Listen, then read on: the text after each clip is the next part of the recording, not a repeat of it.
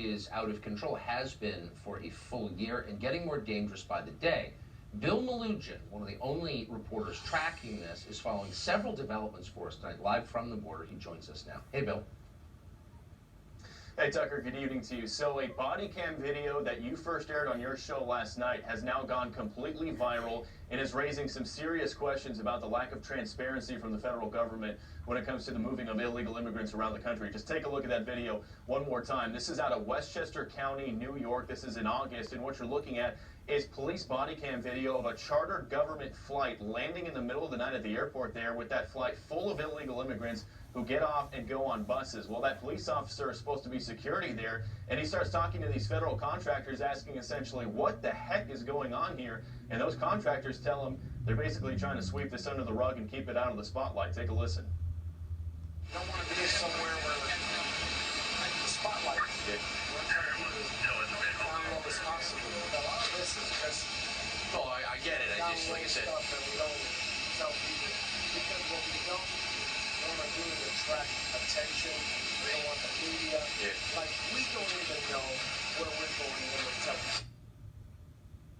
And speaking of releases of illegal immigrants, take a look at this video we shot at San Antonio Airport this morning, where we got a tip that ICE was going to be dropping off a busload of single adult male illegal immigrants. That's exactly what we saw. You can see dozens of those men being released by ICE there. No families, no little children, no women, all men. There was an NGO there waiting to greet them. That NGO then took them into the airport in a single file line, and they are now free to travel across the country wherever they want to go. An ICE source tells me these discrete mass releases have been happening since last year, and that source also told me that ICE is releasing illegal immigrants who have criminal records for misdemeanors. Some of those misdemeanors include assault, drunk driving, illegal reentry, and drug possession. I reached out to ICE this morning to ask if that's true.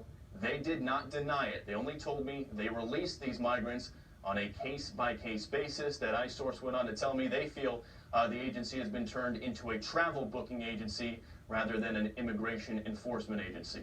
We'll send it back to you. Bill Malugin on the border. Amazing story. Thank you.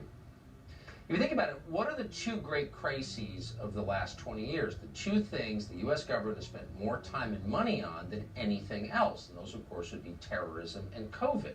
So if you want to fight terrorism and COVID, you probably should keep track of who's coming into your country and just not let millions of random people whose identities you can't confirm come and stay. Who are these people? We don't know. Here's one thing we know. One of the people who's been led into this country by the Biden administration, according to a brand new blockbuster story in Deadline Detroit, is on the terror watch list. His name is Assam Bazi. He's from Venezuela. Again, he's reportedly on the FBI terror watch list for affiliation with some unspecified terror group. He's now awaiting an asylum hearing in Detroit. For further details on this, we want to go to the man who broke the story. Charlie LaDuff won a Pulitzer Prize at the New York Times. He hosted the No BS News Hour, and he broke this. He joins us tonight. Charlie, thanks so much for coming on. Who is this guy? How did he get here? What do we know about him? Okay, the guy is a Lebanese-born Venezuelan national who gets word that the Biden administration has given asylum to Venezuelans. He, his daughter, and his wife fly to Monterrey, Mexico, hire a smuggler, get rafted over into Brownsville, Texas, wants asylum. They pick him up, run him. He's not only on the terror watch list, the hit comes back, high derogatory information affiliated with an unspecified group, classified information. Important thing here at Tucker is we're all wondering who got in. Did terrorists get in? We now know the government has a known terrorist that they let go. Why? Because he's a high COVID risk. Why? Because he's overweight. So now in my community, we get this guy. Nobody I know in the federal government, probably nobody you know, has ever heard of letting somebody high up on the terror watch list into the interior of this country. It's ridiculous.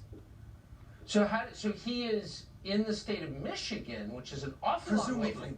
Right, presumably, at last word, he was in your state, which is a very long way from Brownsville, Texas. How did he get from there to where you are? Hello, ICE.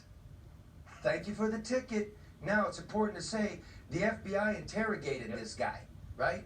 They did not want him released.